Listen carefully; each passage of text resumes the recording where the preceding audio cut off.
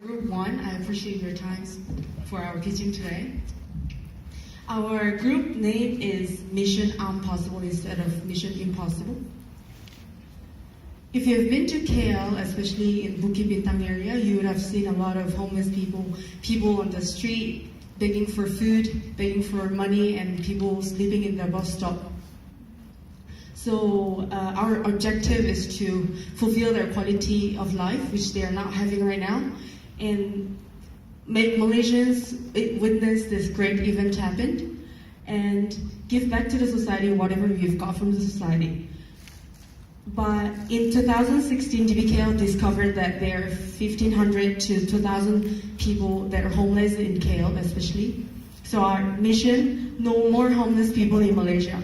However, there are organizations such as Christianity organizations and NGOs that help them by giving food, but the differentiation we made with this project is that we only need initial capital in order to provide them as essential needs and make them sustain themselves, teach them how to be sustainable.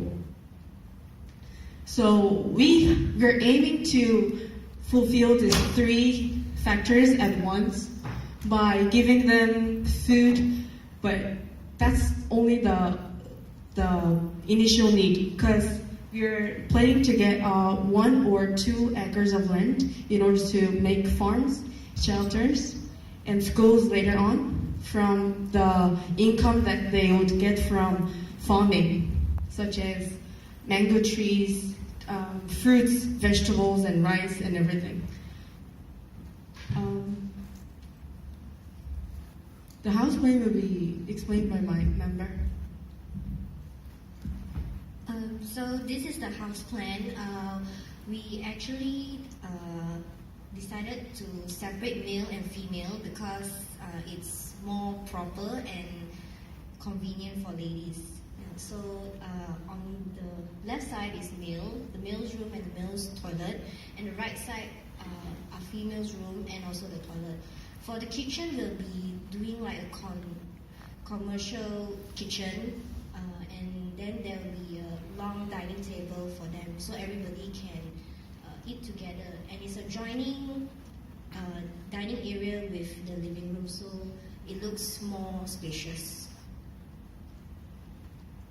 So our estimated budget will be about 20K. And then the profit will go to 50% will go to the fund, the shelter to roll back, and 25 will go to the donation to other shelter, and another 25 will go to education for the underprivileged. So all this profit comes from where, right? It comes from the crops that the people farm at the foundation. So the advantages that investors will get from our project is that unlike other companies where they have to keep supporting them unlimitedly, we'll have to, but our project will only require initial capital, which is from about like 6 months to maybe 1 year, in order to provide them land and like essentiality like shelter, building houses and schools. However, we'll also get external supporters like INTI students, because we have like Leo clubs and the social clubs that they want to volunteer for social work. Okay, so our project expects to witness 500 number of homeless reduced by 2023, which is like 5 years from now. And we'll see clearer KL environment, since like tourists come to KL, that's the only thing they see. It's not really good to see, I mean, in their opinion.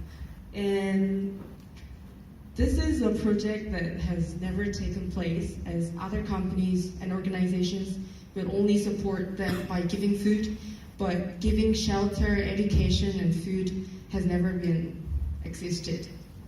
So this is all about, and we'll open a Q&A session.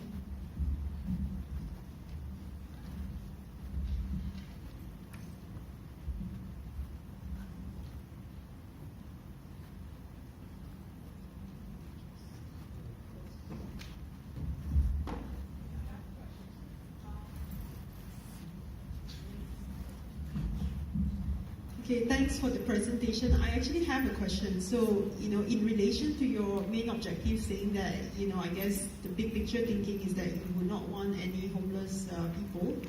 I guess my question is this possible? And, are we looking at it from the short-term perspective? Or if not, what's your vision down the road? How many years are we talking about that there will be actually a zero homeless population in Malaysia? This plan is not a short term, obviously. It's a very, very long term, because once we get the people, because we are starting from 50 people, we'll transport them to the land, and supporters will actually help them to grow crops, teach them the skills, so that they can actually sustain themselves for years and years. So the investors will actually invest the initial capital, but they'll see the people growing themselves without, keep supporting. They'll be learning how to sustain themselves within the village itself. Okay, but you're still not answering the question. So right now, when you presented this, I guess the understanding that I have is that, we now have about 1,500 to 2,000 homeless people, right? So when you say the main objective of doing this is that, we want to reduce it to zero, number of homeless people in Malaysia. So how long will that take you? If you initially start with 50, so how many years will it? Because our expectation by 2023 is 500 number reduction. Mm-hmm. So maybe 1 year, approximately 50 people continuously. At the end, we'll see really less, maybe 1% of 2,000 later on. Okay, thanks. Thank you very much for your presentation. I just wondered, did you all think about a sustainable funding mechanism? Because the maintenance of the building, the teachers for education, the seeds for the crops, these all need to be paid for every year continuously after the first year of funding. The first year funding will be a large amount. As provided, it's about 20,000, including 4 months rental, since it's 6,000 per month. The land, only the land. For the houses, we won't try to build from the bottom. Have you seen those container houses, the plastic container houses? Yeah, we found this to be more convenient, as we can just put another container above if we have more people, more and more. And we also can get sponsor from YTL. Yeah, so we also hope that we can find a sponsor that can link to our project. Like YTL, they do cement, right, and construction and stuff. So yeah. Thank you. Hi, thank you for your presentation. My question is more on your targeted investors.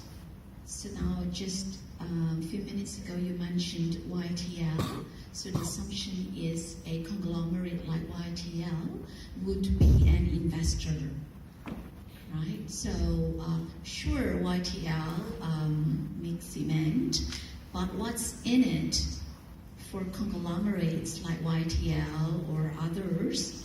What's in it for them that they would invest in this? Simply because they make cement does not guarantee that they would readily invest in this. So what's the return for them? What is it for them that this would be a good investment? Publicity, they also can take it as a CSR project, and also reputation, and also like giving back to the society. There's a related case that has volunteered to support with the related products of the organization, such as LG, the Korean product. What they did is 2010 they made a village in Ethiopia, Africa. They have supported those Africans, food like clear water and the products from LG, and like skills and job opportunities, so that they can come over to Korea after the skill is acquired. So what they got from this is that they give the society the feeling that they're not just producing goods they want to sell, but to give back to the society. So it's really popular in Korea that every news is talking about this good deed of LG. Thank you.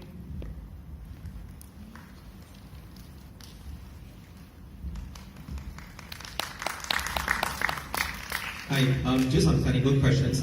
I noticed your floor plan is not to scale. This is design thinking, right? So you need to make sure the floor plan is to scale as well. Let's say you open up the floor plan. The sink is 2 meters to the shower. There's no entrance, there's no the door. It's about scaling. Yeah?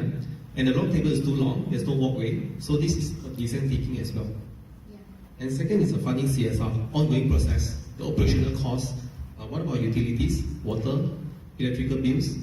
Put into consideration into your budget. The fourth is to teaching them how to fish, not to give them the fishes. So you need to teach them how to fish as well. Yeah? Thank you. Thank you.